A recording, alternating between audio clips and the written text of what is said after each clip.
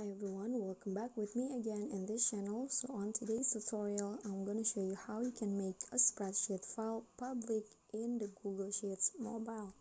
So in here, I've already opened the Google Sheets apps on my phone, and to make a file public so that everyone can have access to it, you don't have to open the file. You can actually do it on the Google Sheets homepage like this. Just select the file and click on the three dots icon beside the name of the file, and here click on the share options.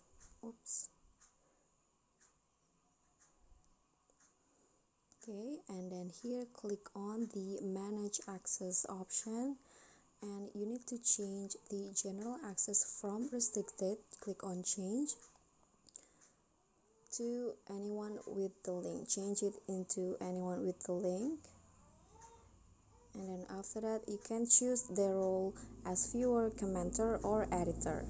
And after that you can just go back, and then here if you want you can also click on the plus here to add the certain people or group into this file. Okay guys, so that's all from me. I hope this simple tutorial will be helpful.